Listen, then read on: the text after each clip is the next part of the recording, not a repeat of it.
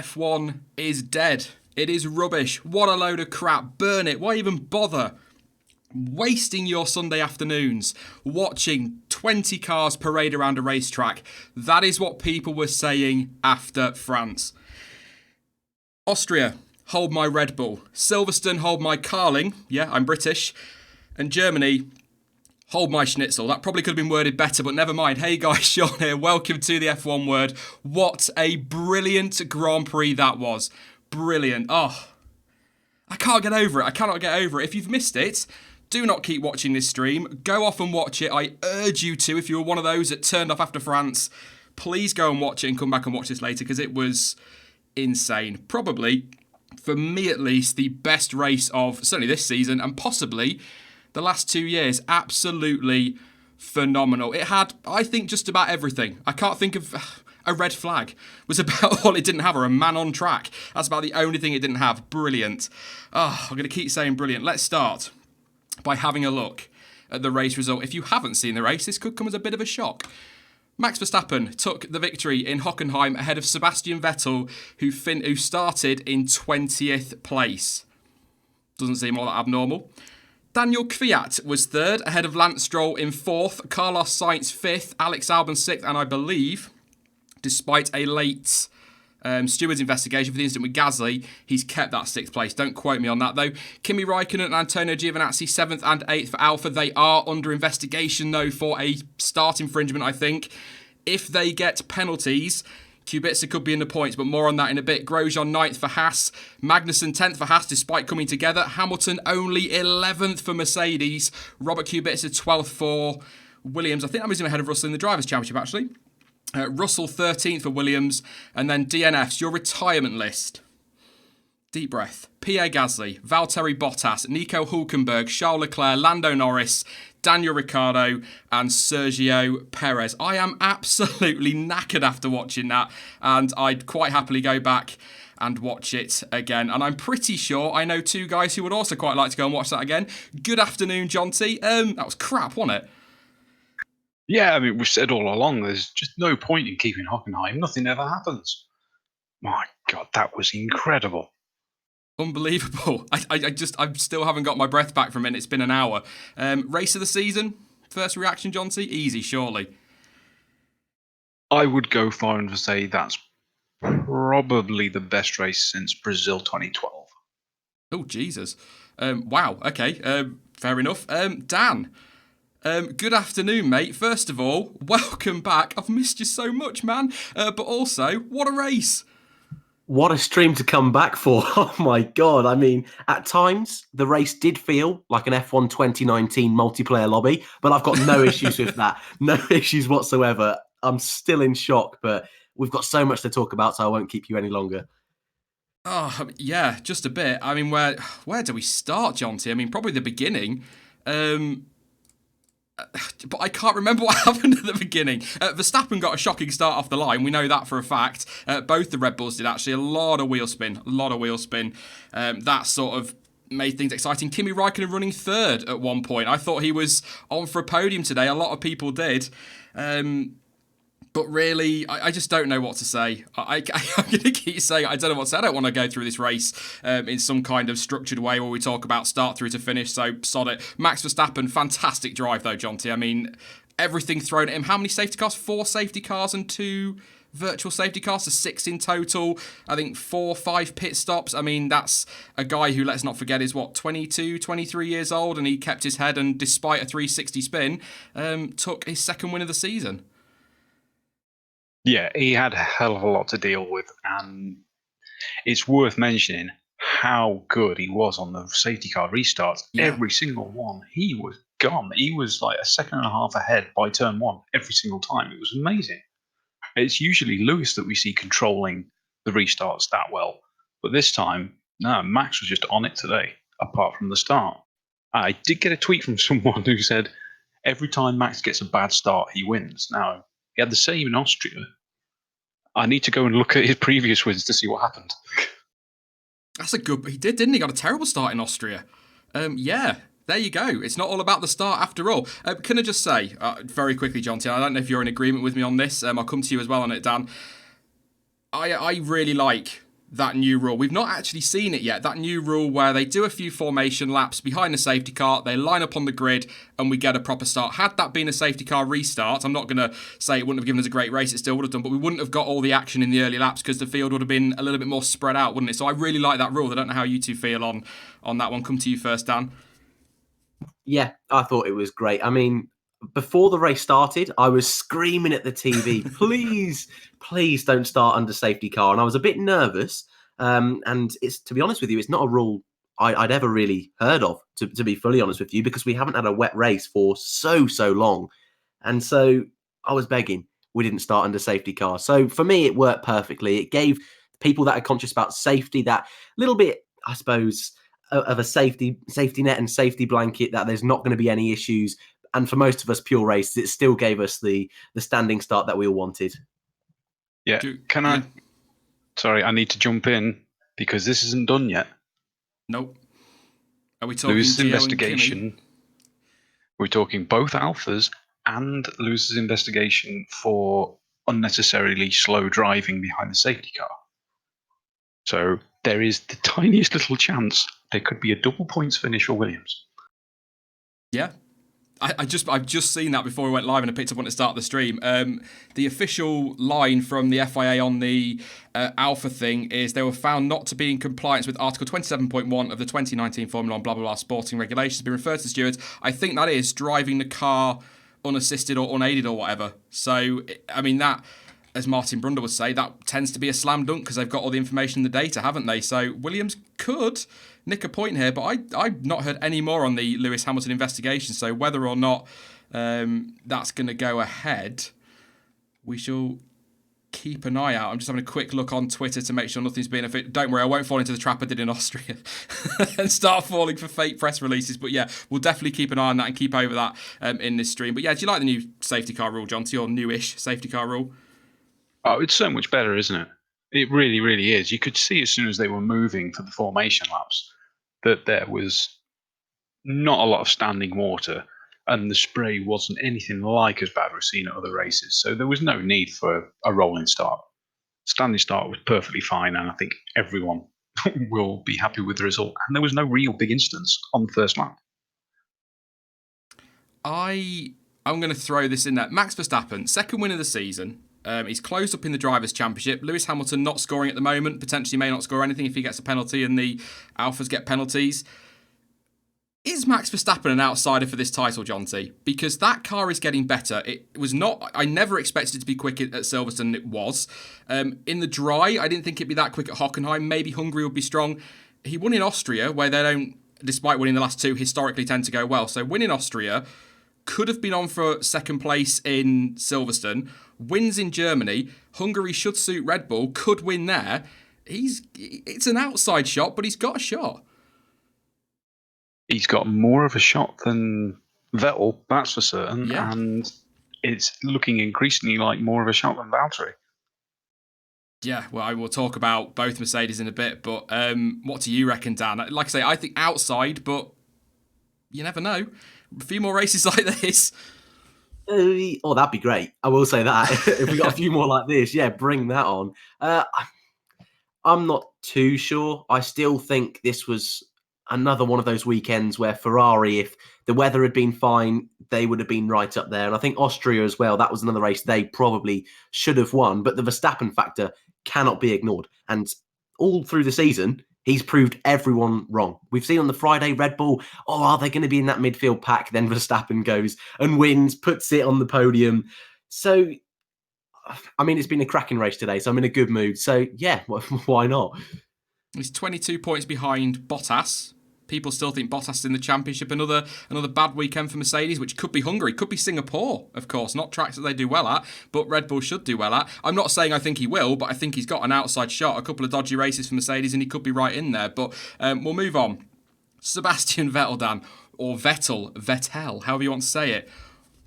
I think that's as good as redemption for him. I know it's not the win. He should have won last year, put it in the wall. But to come from 20th after everything that went wrong yesterday, he drove like a champion today. Yes, and I know Vettel, people that dislike Vettel will all come out and say, oh, but he only got lucky because of the safety cars and blah, blah, blah, blah. But he's still got to be in that position to take advantage of the luck. They're all going to praise Kvyat and Stroll for their drive, so absolutely deserves it. 20th to 2nd, cracking result, brilliant drive, and just what he needed after what's been, should we be generous and say a difficult 12 months?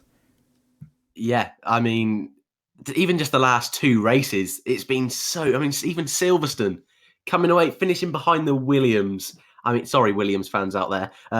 You could get a point, so don't have to go at me just yet.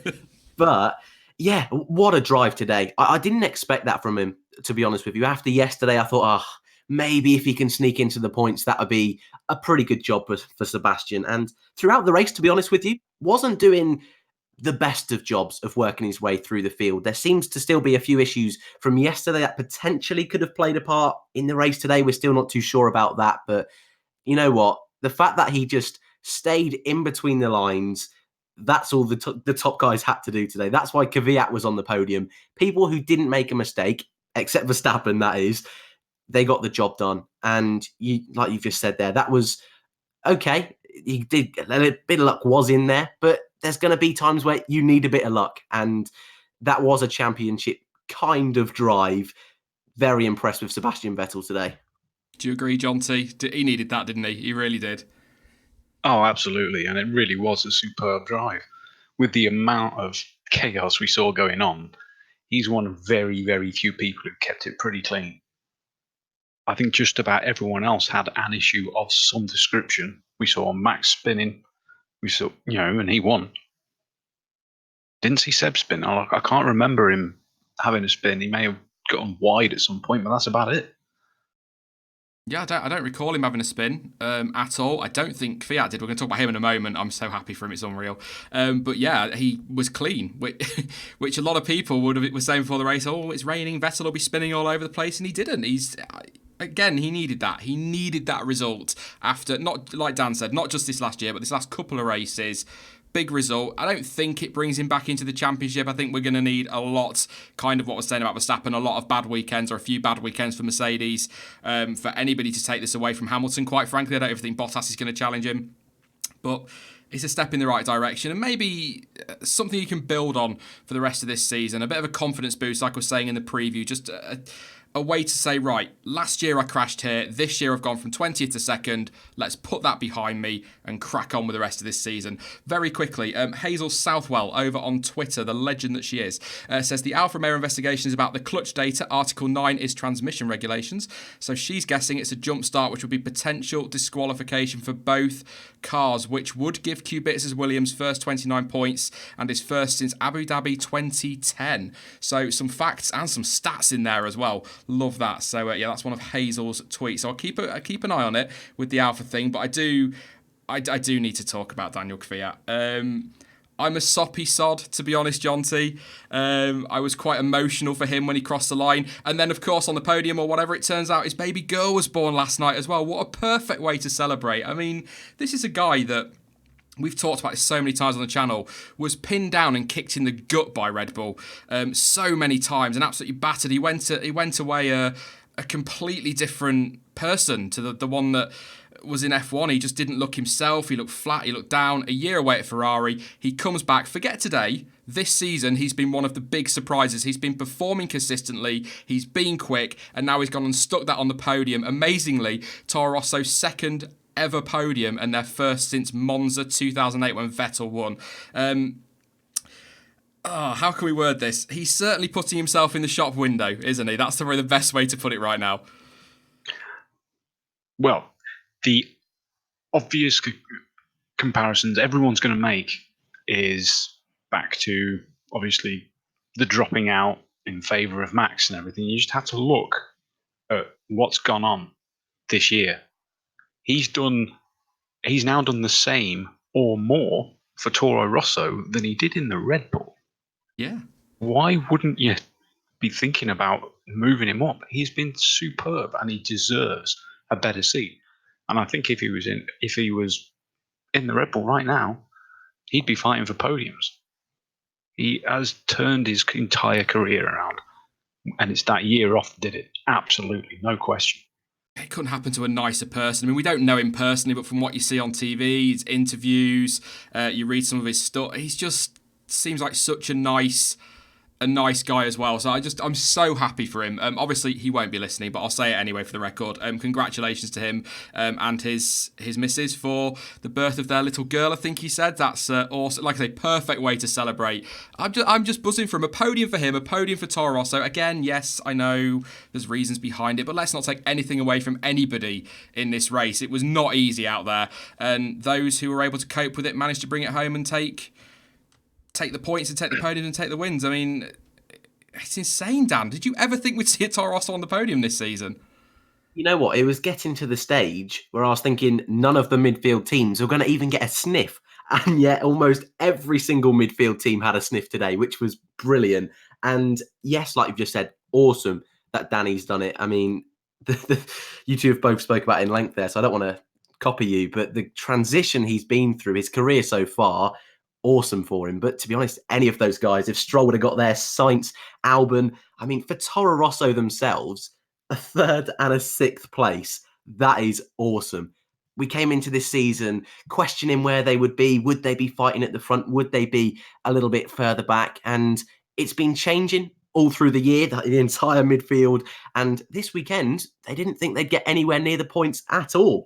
So 3rd and 6th for that team. They're a team that go under the radar quite a lot of the time. But for Honda as well, a 1-2 finish coming into 2019, I would have not have been able to predict any of this. So brilliant job from all round. Chat and comments, just stay calm a second. I'm thinking on my feet here. Is that the only non-Mercedes powered customer podium? No, because Red Bull would have been with Renault, wouldn't they? But aside from that, outside the top 3 teams, because you've had Force India as they were, and we've had Williams in the turbo hybrid era. But is that, apart from Red Bull, is that the only one? I'm trying to think on my feet here. Because 2014, it was all Ferrari, Red Bull, Mercedes, Williams, same in 15, Force India, 16, 17. Lotus got a podium in 15, but I think they had Mercedes engines that season. Yeah, that's right. Yeah, I'm just thinking of. I'll have a proper look and I'll think about that for the debrief tomorrow. But can it double Honda podium as well, John T? To start this season, all the talks are they're going to struggle, and they're another podium, another win, double podium.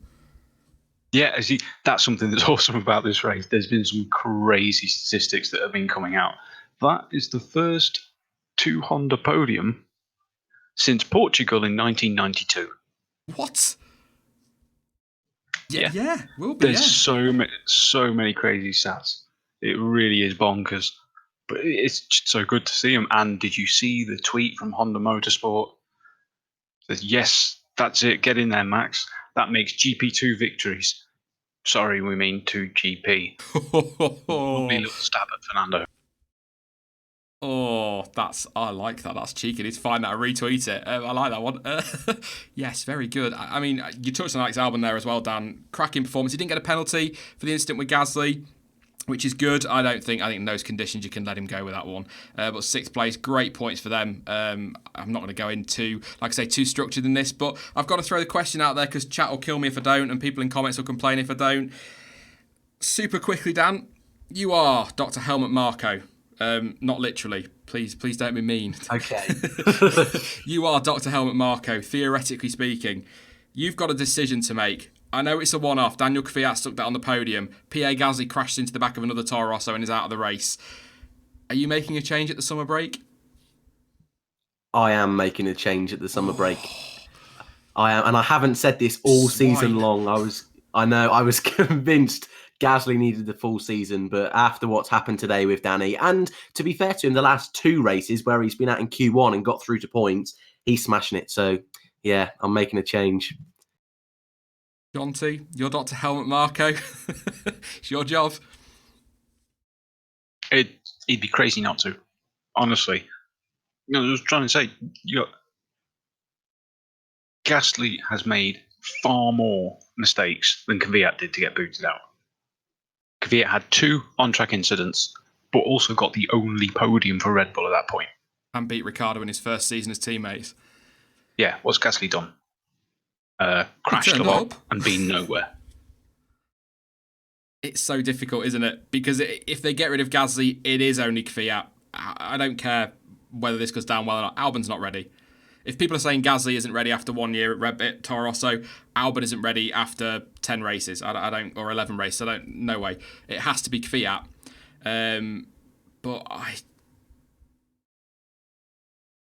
Prior to this race, I was pretty sure that he'd be given to the end of the season. I didn't see a change in the summer break, but Helmut Marko's face afterwards, the comments or the lack of support that he gave Pierre after the crash on Friday, there just seems to be a bit of a change of rhetoric from the team, and I'm just a little bit concerned for him going to the summer break. I don't think it'll be a change for Hungary, but I've got a feeling he might be... If he's not gone in the summer break, Red Bull will be sitting down to discuss who's replacing him next year, is kind of how I feel at the moment. He was performing well-ish in the race. Nothing spectacular, but he was doing all right. But he's struggling to get heat in his tyres, Gasly, at times, which I think was a big problem for him.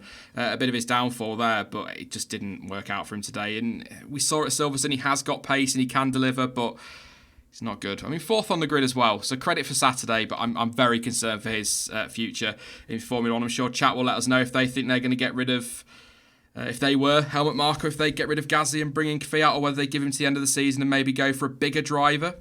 There is also, can I just say, Jonty and Dan, there's a certain Spaniard sat waiting in the wings with nothing to do at the moment who they might be tempted by, but Alonso and Verstappen in a Red Bull powered by a Honda, I mean, you're going to get some points, but I wouldn't fancy that if I were A&1 Red Bull or B&2 Honda. I'm cringing as I say it, Jonty. I don't want him to come back because of how toxic he became. But it would be almost like hiring a hitman to chase him down. Here's the F1 bounty hunter. Go get him. Stop that title. It would be rather crazy. But I don't want him back. Dan, do you think? I don't think we will see him back, but... No, to be honest, I think I'd rather go for the other Spaniard. If you could get Sainz out of McLaren and bring him back into the Red Bull family, I think that would be better suited. Again, I love Fernando, and part of me thinks he deserves a seat in F1, and he still has the ability to be quick and win races. But the politics game he has played over the last few years has, well, earned him no favours. So I don't see him coming back. Lots of people tuning in. Yeah, Sainz has been brilliant this year, quite frankly. But yeah, lots of people tuning in, 3,655. So thank you very much, everyone. Don't forget to drop a like on the stream if you could. Massively helps me out. I don't know what we're at, but if we can get that super high, that would be awesome. And also don't forget to subscribe if you're new. Lots of content coming up over the next few weeks. Even in the summer break, I'll be uploading stuff. So yes, I had to get that out. It's a YouTuber thing. Lance Stroll. The awful Lance Stroll, Dan. Absolutely terrible driver. What a call for Racing Point to stick him on those slick tyres when they did. Where was it? He was running right down towards the back. They pulled him into the pit, stuck on some dry tyres. He said in an interview with Sky afterwards that he had his visor up for half a lap, trying to spot whether or not the track was right for dries. They made the call. He was leading for a few corners at one point, which was quite a moment. It didn't last very long with Max Verstappen breezing past, but so close to a podium. But fantastic result for Racing Point. 12 months on, Dan, since they were talking as Force India about possibly folding, not existing. Stunned. Absolutely stunned with what's happened his entire weekend, to be honest with you. Getting through to Q2. Yes. I thought that was going to be it. I thought that's going to be the big story with Stroll this weekend. Even if he doesn't get points, cracking job. 4th place. Oh my God, that is magic. I mean, that podium he got a couple of years ago now in Azerbaijan, at the time, that was incredible. But I think, I know it's only one position different, but this is arguably better. But it came from the team, which is what I love. They're a team that don't have the biggest budget, even with the Stroll family coming in. They don't have the biggest team in terms of numbers, and yet they're a team that's brave, and they make these calls. And I was begging that he could hold Vettel behind. Nothing against Vettel, but I wanted to see him get that podium. I wanted the team, like you say, just 12 months on from what happened last year, if they could have snatched a podium, cracking job. I thought that was a lot of drivers today, to be fair, but stunned with Stroll's performance, and I think that puts him ahead of quite a few drivers now in the championship. So I think going into the summer, there are a few murmurings of, people always say he's not the best driver, but a few murmurings he should be moved on. But again, after today, brilliant job. And to be fair, to stay in front of Sainz and Albon in a car which, again, wasn't looking brilliant this weekend, awesome job. It's just brilliant. I'm so pleased for him and for Racing Point as well. Just that team.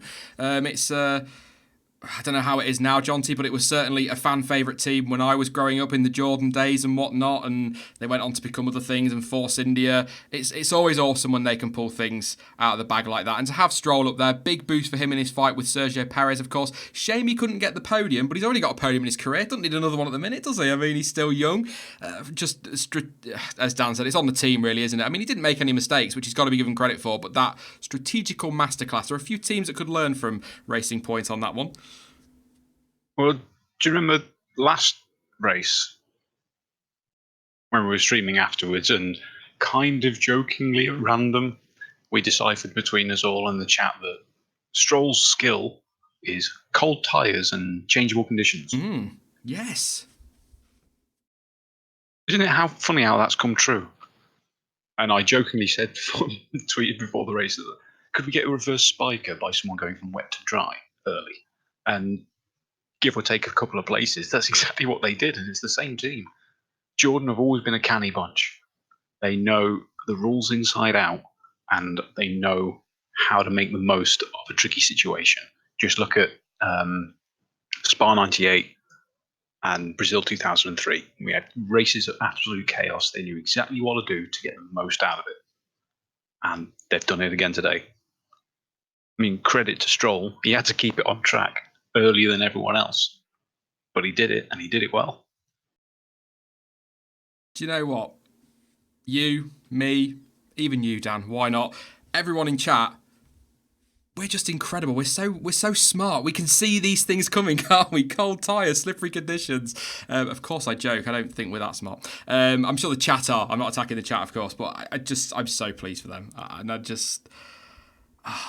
kind of gutted he couldn't keep hold of the podium. And could I just say as well, by the way, I know this is ifs and buts and speculation.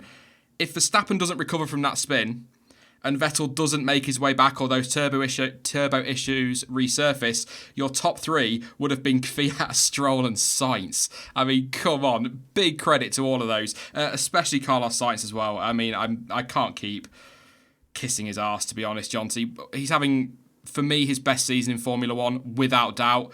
And he's delivered again another 10 points. 70 points for McLaren as well. I still can't get over that. Like, I don't think I even thought they'd be anywhere near challenging for fourth place. But 70 points after 11 races, they'd have snatched your hand off for that after winter testing. Yeah, but you do have to think a little bit. He did make a mistake.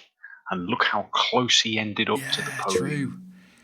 Where could he have been without that? Yes, a lot of that time's nullified by safety cars, but it's all about the track position when it matters, getting in and out of the pits for those free stops. He could have been on the podium without that spin, and I bet you he's thinking that himself. I'd forgotten about that. That's a very good point. I mean, even with the safety car, the safety cars would have happened anyway, wouldn't they? So, but yeah, possibly second, third at worst. But then that would mean Kvyat wasn't on the podium, which would be a shame. And Toro Rosso have waited longer than McLaren. But McLaren have been on the podium, I was looking earlier, since 2014. McLaren, they were a team when I was growing up that were always on the podium, and I'm like, wow, that's a long time. But I still think that's a cracking result for him. Lucky, actually, not to be in the barriers and to finish the race, as Jonty was saying there, Dan. A couple of foot away from possibly losing his front wing, or maybe even been out of the race at the what became infamous, the turn 16-17 part on that drag strip. Are you impressed with his performance today, or are you a little bit sceptical? Not sceptical, but looking at the other side like Jonty was?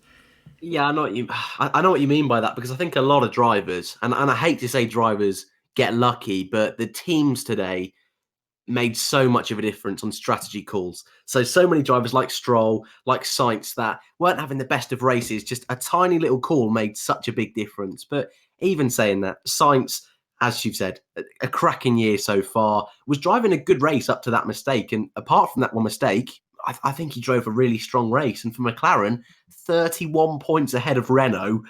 Fair play. And with Norris's retirement, fair enough. I can't really have any complaints for them this weekend. I agree it would have been great to see them on the podium, but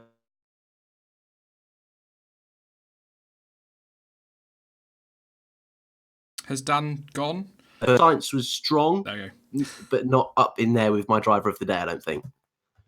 I think we lost you for a second there, Dan. Apologies. I don't know what you caught, so it was a good drive from Science. That'll do.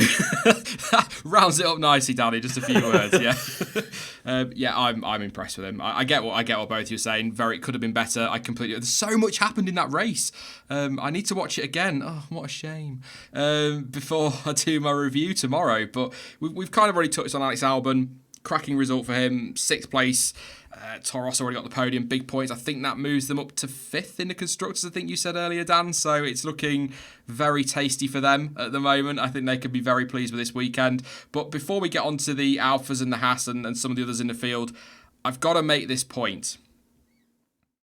Jonty, he was so close to a podium once again, and he sticks it in the flipping wall. Nico Ruddy Hulkenberg had my hopes up. 2nd at one point, up there with Max Verstappen, challenging for that podium. Look, he could have been on that podium where Kvyat is right now, and again, he throws it away. I mean, he's just never going to get one, is he? He's just a driver that's never destined to get a podium.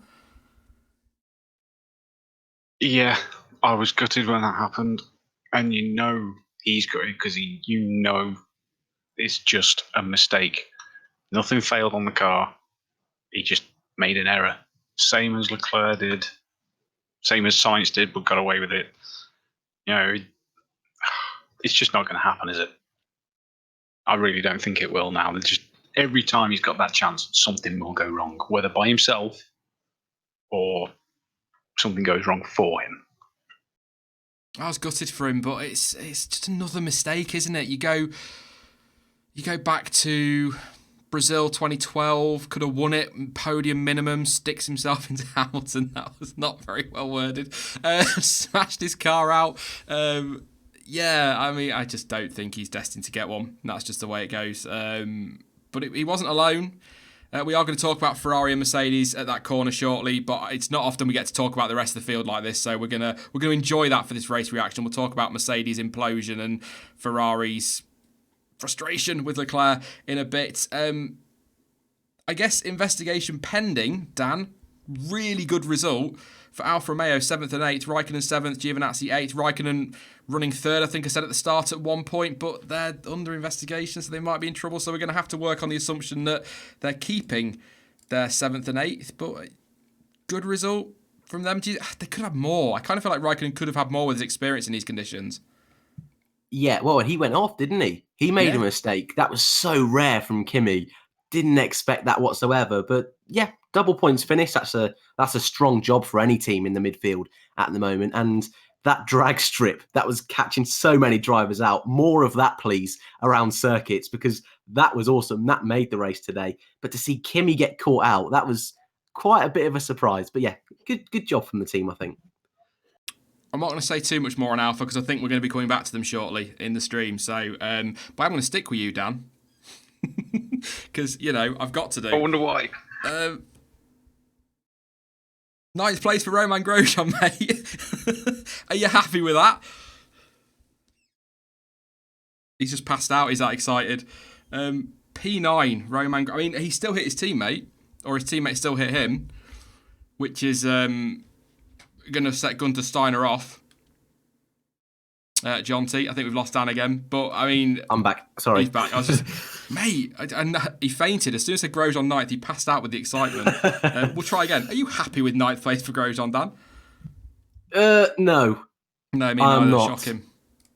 Yeah, no, I'm not. It could have been so much more for him today, to be honest with you. Starting way up in the six, had a really good start to the race, was fighting with Verstappen at one point for 4th and 5th. Then there was that issue with Leclerc in the pit stops, and that ruined his race completely. I was a little bit frustrated, I can't lie, to be honest with you. I was screaming, oh no, Ferrari, what have you done? But even then, it was I expected Haas, a little bit like Racing Point, to try and make a little bit of a gamble, try and go on the softs a little bit earlier. They did with Magnussen a couple of times, Yeah. but I thought, especially late on in the race when it was getting dry, I thought, go on, boys, just give it a try. But I think that was more showing their inexperience a little bit. But double points for the team. First time this season, and even with the contact, both cars getting to the finish, I think that's all they needed. So I think they would have wanted more, but it's not dreadful. I mean, you say it could have been more for Grosjean, but could have been more for K-Mag as well, because he drove his backside off in that car, and the team just kept making the wrong call with the strategy. If they'd have got it right at any point, he would have been a lot higher up. So, good point on the whole team. Really, not taking full advantage of that. But contact again between Grosjean and Magnussen. Who was at fault for that one, Dan? I think we know which way you're going to go with this, but Magnussen, what a swine driving into Roman like that. I think racing incident, to be honest with you. Grosjean's fault then. Yeah. Yeah, I mean, not really much to decide between the two of them, to be honest with you. So, I mean, it was more contact than Silverstone, so I was a little bit sceptical whether they'd continue, but yeah, racing incident for me. I think Gunther Steiner will be, even with the double points finish and no damage, Gunther Steiner is still going to be absolutely seething, Jonty, isn't he? He's going to kick off big time. I tweeted out, Grosjean and Magnussen make contact again. Don't think either of them want a seat post-summer break. They just can't stop running into each other 2 weekends in a row.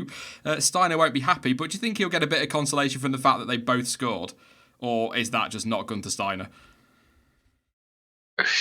The way things have gone this year and what we already know for a fact from last year with how he feels about things, those points could be the only reason they're in those seats come Belgium. Ooh.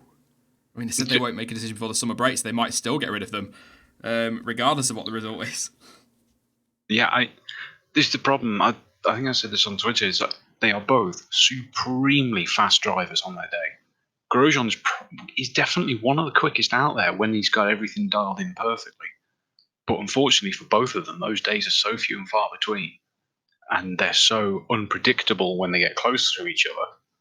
You know, neither one is at fault any more than the other.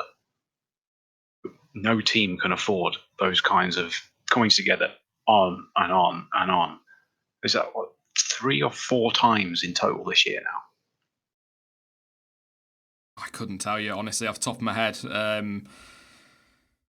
Drive to Survive, Season 2 is going to be flipping brilliant. I know that for sure. But yeah, I think, I don't know. Yes. Yeah. Do you know why? Because it's specifically this race, which is the one that focuses on Mercedes. Oh. Wow. With that pit stop. Oh, wow. We'll talk about Mercedes in a minute. Whilst we're kind of on Haas, we are on Haas, and Dan's already touched on it. Charles Leclerc binned it at turn 16, which is basically, if you remember it or you've watched it any time recently, Brazil 2003, it's basically turn 3. It's the equivalent, with all that water there, all in the wall. Gutted for Leclerc. He's tweeted out to say his mistake again. A few people sort of going, oh, he's still making mistakes, but let's not forget Hulkenberg, massive experience in that wall. Lewis Hamilton, massively experienced 5-time world champion in that wall. 12 months ago, his 4-time world champion teammate was at turn 13. Give him some slack. He's still learning under a lot of pressure. People won't, but whatever. But yeah, big talking point really, aside from his crash, because frankly, I think that crash possibly cost him the win today, probably second at absolute worst. Pit stop, as Dan said, unsafe release, and something I don't correct me if I'm wrong, but I don't recall ever seeing, Jonty, a race investigation with the stewards for unsafe release ending with the words team fine imposed. Like, it's usually a slam dunk penalty in that situation, and they gave a fine to Ferrari. Do you think that's the right call, or do you think really, for the sake of consistency, given what happened in Monaco with Max Verstappen as an example, it should have been a time penalty? Not that it mattered in the end, of course. It's a constant problem. It really is a constant problem because it's always unfair on the driver because they know nothing about it. They see a light, they go. You know, that's their only job in that situation. But it's also unfair to the person behind because Grosjean, was it? He lost about 3 or 4 places because of that. Those couple of seconds where he had to brake cost him 3 or 4 places because it was so tight. So it would be massively unfair to him not to punish the driver. My biggest problem here is that, yes, they've gone with a fine for some bizarre reason. Do you know how much of a fine they went with? £7.50 and a pack of donuts? Or the In equivalent to Formula Ferrari? in Formula One terms, yeah, €5,000. Whoa, steal that if he'd won the race, wouldn't it? For 25 points, pay $5,000. Because that's the point Crofty made, and I think I don't often agree, but I think he made a good point. Now that precedent has been set, can teams just go, well, and somebody just said it there in chat now. I've missed your name, but yeah. Basically, now, teams know $5,000 fine. Screw it, I'm going to release my car in front of my championship rival or in front of that midfield car to gain a couple of positions and cost them a couple of positions because it'll only cost me $5,000. It's potentially caused the stewards a bit of a problem. In some respects, at first I was like, oh, that's a good call because they're letting the drivers race. They're not blaming the drivers for those situations. It's a team error. As you say, Jonty, driver goes when he sees a green light. So that kind of makes sense. But the more you think about it and look at previous incidents, it's potentially set a bit of a dodgy precedent. Yeah, it really has. Especially when you look at fines people have had for other things in the past. I know it's a different situation. When you look at Spygate, McLaren's fine was $100 million. Totally worth it. 100 million. And that was all off track. That wasn't getting in someone's way. It wasn't dangerous. It's absolutely insane. We've seen teams get fines of €50,000 for a loose wheel, which is exactly the same offence. It's still an unsafe release. And teams have had €50,000 fines. It's insane. And I don't like to go with the Ferrari International Assistance thing, but this is a classic example of why people say that. Yeah, we don't necessarily believe that. I know we've discussed it before off stream, Jonty. We don't tend to believe all that kind of conspiracy stuff, but you can kind of, when you see stuff like this, you can kind of understand why people go, hang on a minute, Leclerc got nothing and Verstappen got a 5-second penalty in Monaco. And I know Monaco's a tighter pit lane, but Monaco was dry. Hockenheim was peeing down with rain. It's difficult, Dan. I personally, at the time, like I say, I thought it was a good call for racing, but when you actually look at what it means going forward, I think that should have been a 5-second time penalty. Yeah, I agree with 100% of what you've both said. The only, I suppose, rational thing I can see from their point of things is that it was raining, that it was absolute chaos. And I'm thinking that maybe if Grosjean hadn't slammed on the brakes so much and there was a bit of a, I suppose, a bit more contact or perhaps even a pit lane blockage or something like that, then maybe they would have gone with a penalty. But that still doesn't disguise the fact that it was an unsafe release. So bizarre one for me, really surprised at it. And I was just as shocked as you two when it said a fine. I thought, well, I've never seen that before. How strange.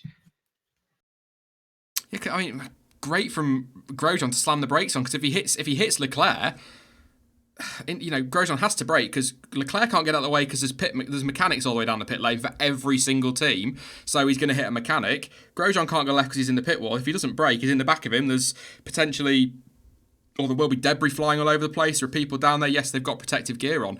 The whole point of an unsafe release is that it's unsafe. It's not sort of like, yeah, but it wasn't the driver's fault. It's an unsafe release. You're putting people in danger, which was a lot of the argument for against Verstappen in Monaco. So kudos to Grosjean. I mean, there's not a lot else he could have done apart from hitting, really, was there? But kudos to Grosjean for slamming the brakes on. I think it's going to be interesting if we get one in Hungary and see what they do there. Because if they then say Gasly does it in Hungary, if he's still in his seat, and then gets a 5-second time penalty, people are going to kick right off. And it'll be back to what you said, Jonty, about the Ferrari international assistance thing. I think 5-second penalty would have been the right way. And also, without quoting Lewis Hamilton, you win as a team and you lose as a team. If a driver puts it in the wall, the team don't get the points they for the position they were running in, they lose the points. That a driver puts it in the wall, the team lose out. A team make a mistake, the driver loses out. They are one in the same, I guess, is what I'm saying. So I was surprised and happy at the time, but on reflection, I think that was a daft call by the stewards. But then again, how many streams consecutively have we said that on now that the stewards have made a daft call? Jonty must be about 30 at least. Yeah, too many. That's the thing. We shouldn't have a reason to talk about this after every single race. And there still might be more yet. We don't know. Yeah, we'll keep an eye on that Alpha thing and the Lewis Hamilton thing, but Mercedes. I mean, what do you say, really? It all went wrong for Ferrari yesterday in qualifying. As they said on Sky, the door was left open and Lewis Hamilton walked through it, took pole position. Can't really fault him for that. Cracking lap as well for a guy that apparently wasn't very well, and almost replaced by Esteban Ocon. Anyway, let's not get into that one. But yeah, Lewis Hamilton took pole position, all looking very good early on, pretty much in control. And then it all just fell apart. They put him on the slicks. He was saying on team radio that he didn't think it was the right call. He wanted to stay on the inters. On the softs, he ends up in the wall, damages front wing, and then comes into the pit entry, rather ironically, Jonty, missing the bollard and got a penalty this year for that one, interestingly enough. But anyway, came in the pits wrong side of the bollard, penalty for that, lost his front wing. Then they were messing about in the pit stop for forever, trying to make sure he's got the right tyres on the car, and they weren't putting Bottas's on, and they weren't ready for him, understandably, because he's just crashed. It just all fell apart at that moment, didn't it, for Mercedes, and it just never picked up from there. And Hamilton spun it at turn one. Bottas then did the same and put it in the wall. Game over for his championship for me. It was pretty tough anyway, and that was a big mistake for a guy. Now, I'll talk about Bottas in a minute. We'll stick with Hamilton. We'll talk about Bottas in a minute, but I'm just... Right decision on the penalty, I guess, is what I'm asking to start with, Jonty. Absolutely. It's slam dunk letter of the law. It wasn't 12 months ago. But that's different. Yes, but you see, that was a different thing because he didn't come in the pits. True. That's the thing. And that was under VSC? Or full safety car, I can't remember. I can't know. So much happened. There were 4 safety cars and 2 VSC, so... Yeah, but this is the same as... Was it Kimi who got one in Baku for coming in by crossing the white line when it's a race-specific regulation? Say, for this specific pit lane, you have to come in before this bollard, don't cross this white line, etc. You know, it's one of those things that's set in stone, and there's no argument against it. No matter what you do, you cross that line, you go the wrong side of that, you get a penalty. End of story. It's one of those flat slam dunk rules that you just can't get around. The biggest thing with me was that then just a few laps later, another safety car, and it felt like everything was going to fall into his lap yet again. Yeah. Thankfully, this time, I think his luck ran out. Yeah, I was watching. I sat here and I sort of rolled my eyes and was like, oh, here go Twitter. Oh, it all goes Hamilton's way. He's so lucky. And then it just all fell apart, didn't it? I mean, bizarre. Toto Wolff wasn't very happy, to be honest, Dan, afterwards, understandably. Sky interpreted the same way as I did when I was listening to the interview, basically talking about these whole 125-year celebrations. I guess to paraphrase him, we shouldn't be pissing about with stuff like that. We should be focusing on what's going on track. They're a professional organisation. Even messing about with things like that, they should be able to make the right calls in those situations. Unlucky, I guess, in that Hamilton made the mistake. He doesn't make many. I don't really know what to say, Dan. What a mess in the end for him. And like John said, it just all looked to be going perfectly for him. Yeah, this is such a new scenario for Toto because I don't think he's ever had to deal with both drivers making mistakes. I know 2016 Spain and 2015 Hungary, perhaps, but this is nothing to do with the team. I mean, even Hamilton's pit stop fiasco, that wasn't their fault. They didn't expect to do a stop suddenly just out of the blue. So the team themselves, I think, strategy calls, they were almost perfect today. They didn't take any major risks, but they were almost guaranteed for a victory. So really surprised at Hamilton and Bottas, 2 of the best drivers in the world. I mean, Hamilton, the season he's had so far, perhaps the best in his career. So I don't think any of the team expected that this weekend. And like Jonty just said, he almost had a sniff after that contact with the wall and that fiasco in the pit stop. I think he was still in 5th or 6th place. Yeah. And I was thinking, oh my God, how has that happened after all that? But then obviously he had that spin again, Bottas in the same place later on. So surprised at the team. I don't think it will happen again this season, to be honest with you. So sorry, F1 neutral fans hoping for more races like this. It's unlikely, but major surprise. And I think that's probably more what Toto's angry at. Is there isn't one driver, it's both of them at the team's home Grand Prix. And like you say, with all these celebrations going on, it's not ideal for the team. And it could be the last German Grand Prix as well. So the wrong weekend to do it is what I'm trying to say. But you know what? If it's just one weekend in 1 year, is that such a big deal? But for right now, for the team, it's fresh in the mind. You said about being surprised seeing Hamilton 5th. That was my reaction when it was all kicking off, when I saw Verstappen back in the lead after that spin and whatnot. I sort of did a double take. I was like, how the hell did Max get back there? It was one of those races where you're just going, who, when, where? But yeah, I mean, just a shocker for Mercedes. They'll be hard on themselves, but I kind of agree with what you're saying, Dan. It's one weekend out of how many? We don't see many of these from Mercedes, so I think they'll be bouncing back. Maybe not for the win in Hungary. It's not traditionally a Mercedes track, although they did win last year, of course, with some smart team play, but you'd expect Red Bull to be strong. I think they'll bounce back quite quickly from that one. But Valtteri Bottas, awkward weekend for him, Dan, really. Toto Wolff effectively coming out on TV and saying they'll make a decision, or they're saying it outright, they'll make a decision in August about Bottas's future, and that they're going to be looking long-term rather than short-term with him. Some talk that means that it's all going to be based on the performance from this weekend and next weekend. Forget the crash for a second.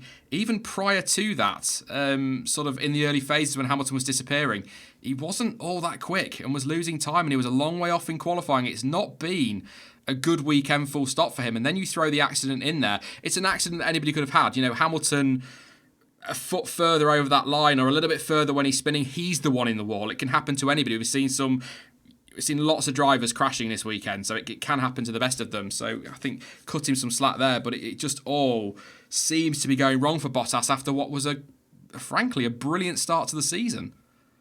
Well, he keeps doing this all season long where, I mean, look at last time, Silverstone arguably should have won that one, and he has these real highs and weekends where, I don't want to say he outclasses Hamilton, but he's definitely right up there with him. And then the next two races, he just seems to feel like he can just have a couple of quiet weekends.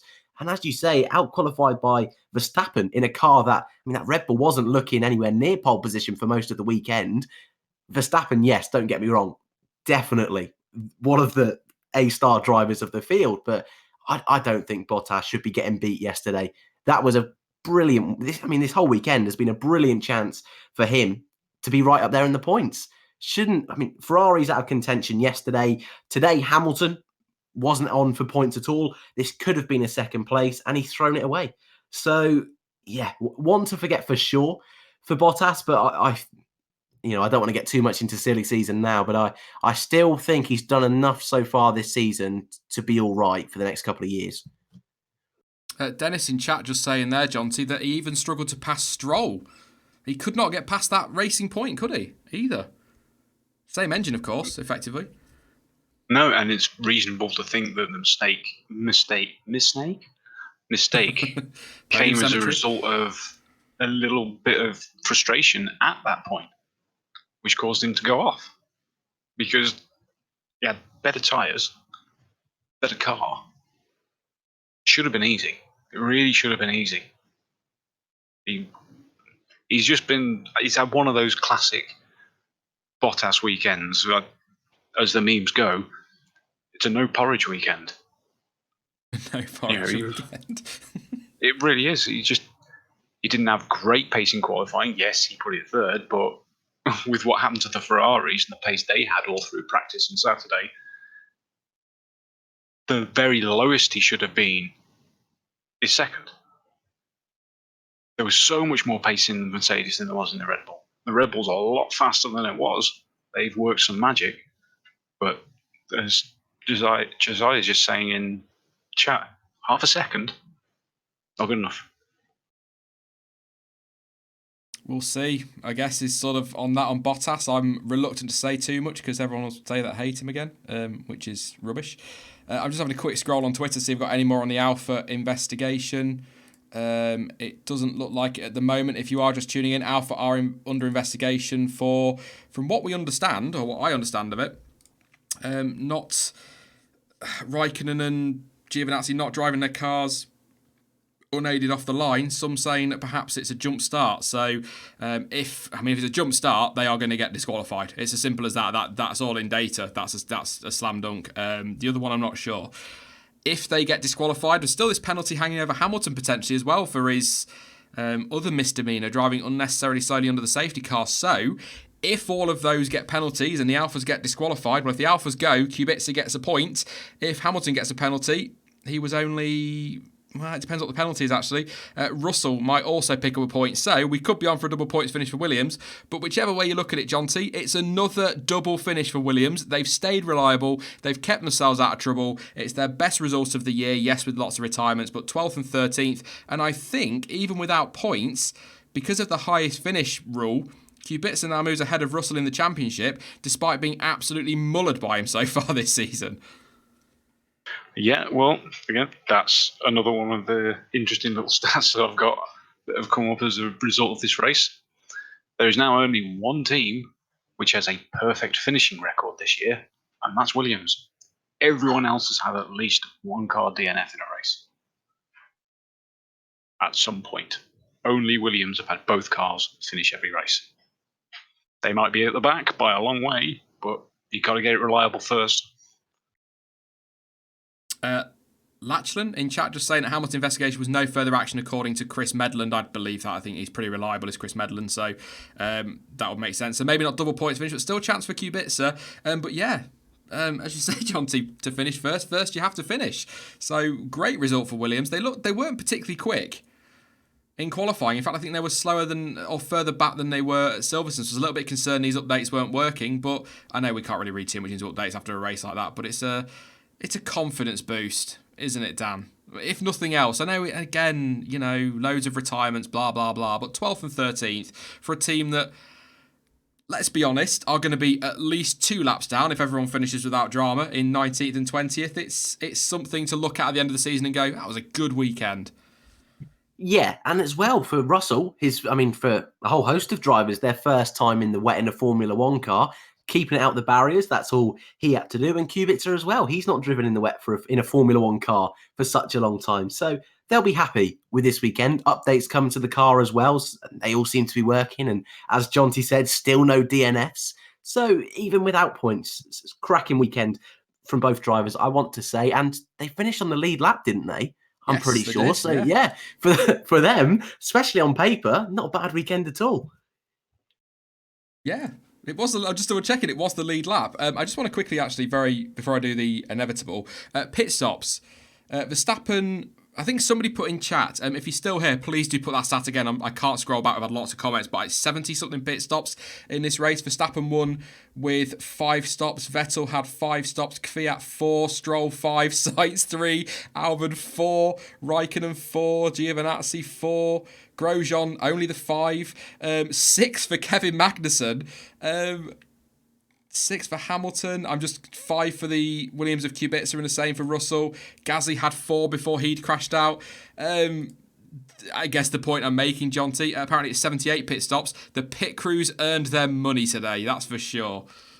Well, most of them did. Yeah. Some of them spent some money in fines. Yeah, and Mercedes, they could probably take a pay cut for their pit crew today. Oh, it's madness. Absolute madness. It was brilliant. But chat, you know what to do if you're a regular on the channel. One surname. Who was your driver of the day? Max Verstappen won the official vote, I believe. Did he, John T, Dan? I think he did. He was probably always going to.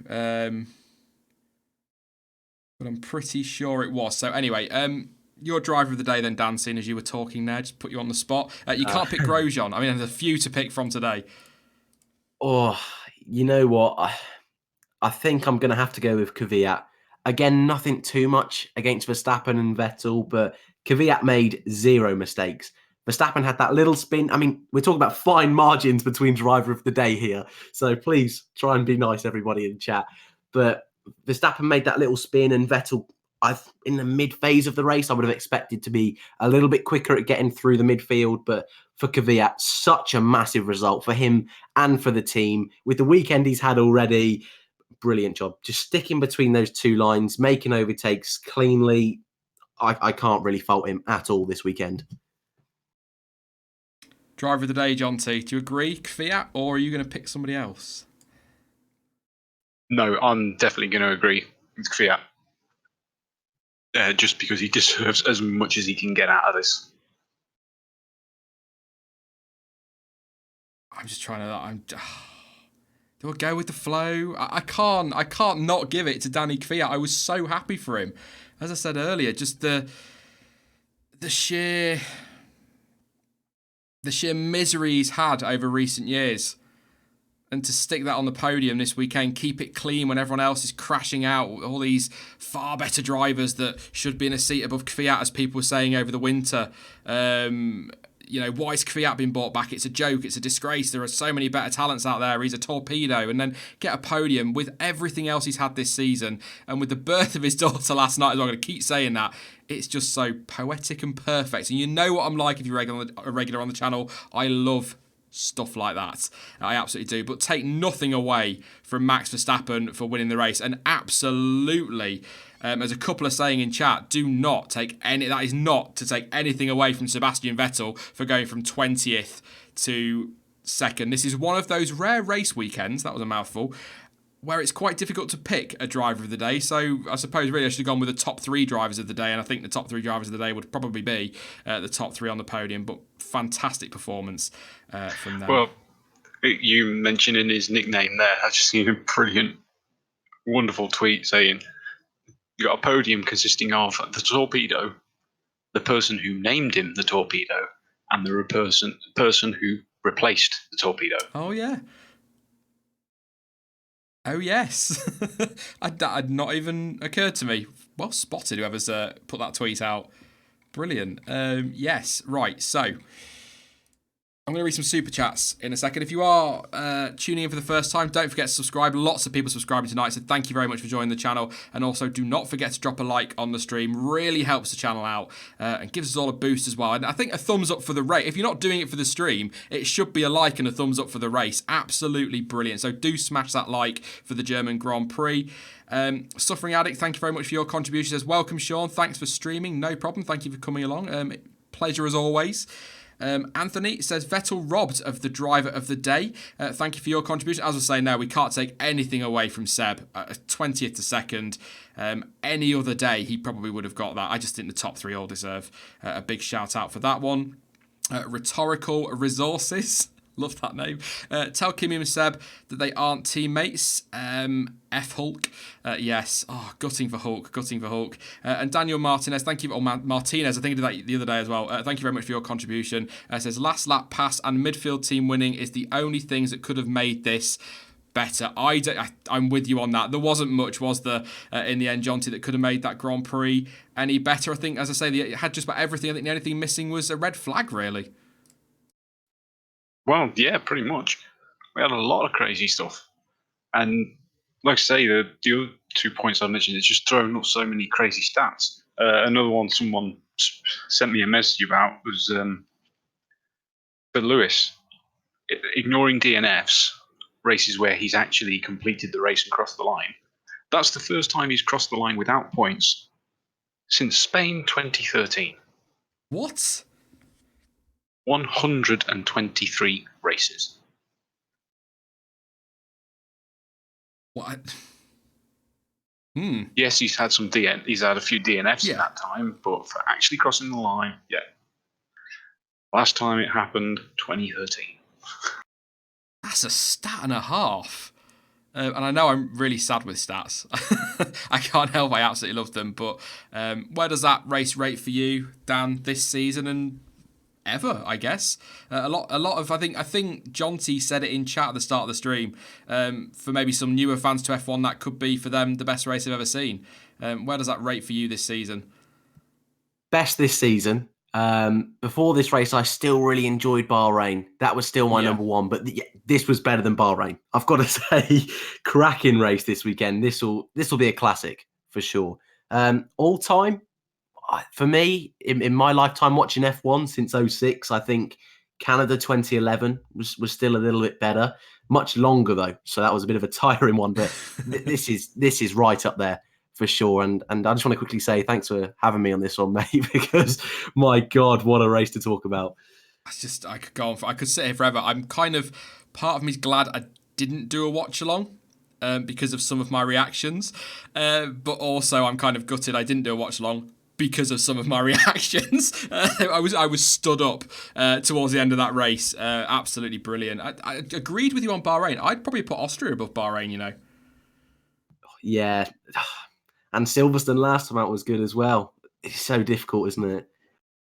I'd put Austria and Silverstone above Bahrain, to be quite honest. I mean, Ryan M's just said in chat there, 3 bangers in a row. I started, hey, banger, schnitzel, very good. I started the stream off with that, you know, after France. We did a stream after France where we had conversations. I'm not going to reveal what me and you talk about, John. We have a conversation where both were kind of like, I don't think I can do this for the rest of the season. In more choice words than that, but it was worth a crap race to get all of this, wasn't it, in the end?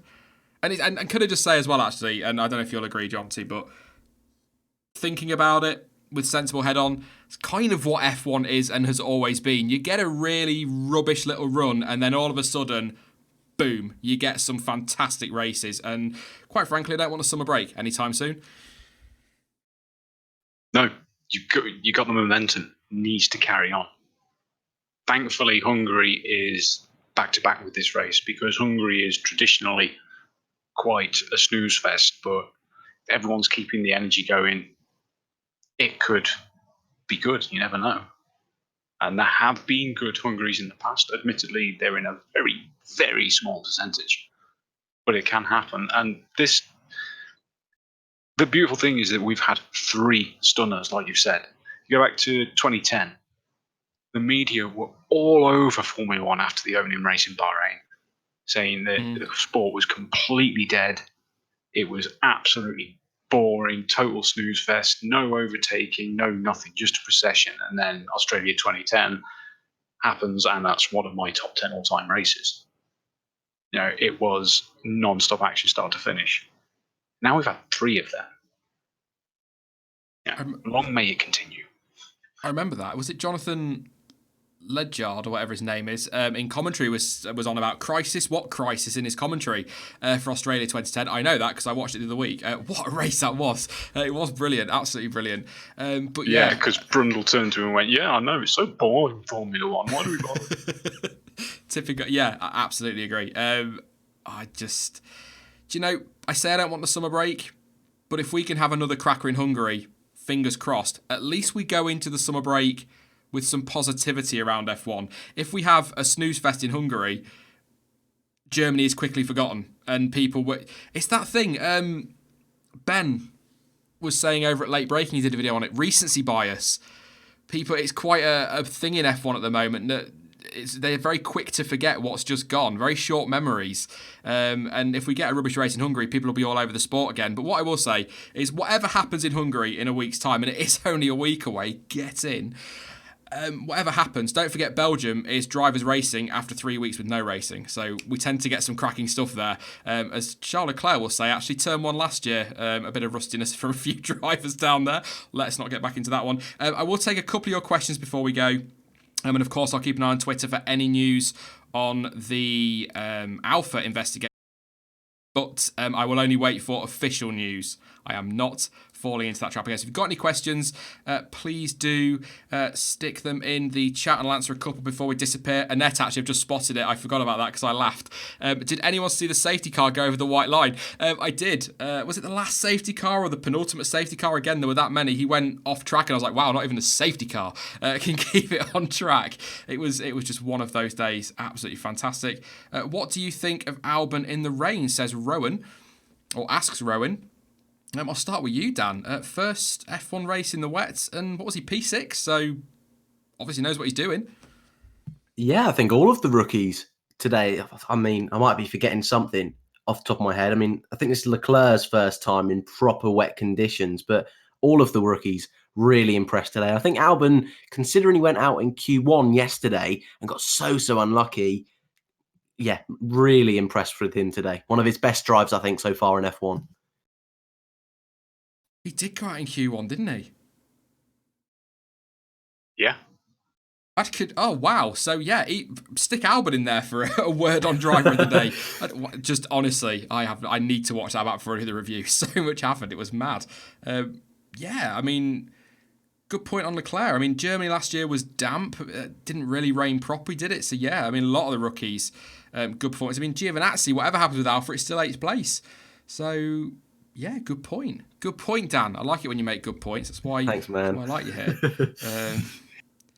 Yeah, Albon had a stonking race, and he was really getting stuck in with a lot of people. He was going wheel to wheel just about everyone he came across. No simple overtakes for him. It was all 4-4. Dealer Plays has just thrown a hand grenade of a question at us. Who will win their 3rd victory this season sooner, Bottas or Verstappen? Gionti. You'd be a crazy person to say anyone but Verstappen right now. So Dan's going to say Bottas then. I agree with Jonty. I know that's quite rare, but especially with Hungary next time out, I think that's Red Bull's game. Do you know what? I don't necessarily agree with what I'm about to say, but just to keep it interesting, I'll go Bottas. Just so there's something to banter about when Max inevitably wins in Hungary and Bottas is 8th. Or something like that. So yeah, something for you to come back at me about. Some ammunition for you, Dan, on all the Grosjean digs I take. One more. I'm going to take one more, and then I'll check Twitter again. I want to say I'm British. I'm going to read that as Jean Cartier, but it could be Jean Cartier, based on the surname. I don't know. What do you guys think about bringing back refueling? I, in short, don't agree. I think people, again, back to short memories. I remember the days of when we had refueling. A hell of a lot of the overtaking was still done in the pits. The only thing I like about refueling, Jonty, is it does add another strategical element. But if you bring back refueling, you're going to have to... Can we stick with the 100 kilos of fuel? Really? Or will they need to get rid of that rule? Just so that we've got that proper variety in the strategy, because otherwise, at the end of the day, people are still going to use 100 kilos of fuel in the rate. Well, I suppose it doesn't matter. He still doesn't. Shut up, Sean. Jonty, what are your thoughts on bringing back refueling? No. It's a very, very, very artificial way to spice things up. I know a lot of the other reasons we've got, like the proposed high deck tyres and DRS and all the rest of it, are artificial ways to spice up the racing, but refueling is very artificial and can ruin the first lap, where you've got a car that's always at the back, starting on pole because they put in 3 laps of fuel, because they just get the pole and then pit at the end of the first lap. It would ruin it entirely, and I really don't like it. And I personally, in my lifetime, have watched several drivers have the risk of burning to death, and we don't want that. No matter how safe it gets, it's still too much of a risk.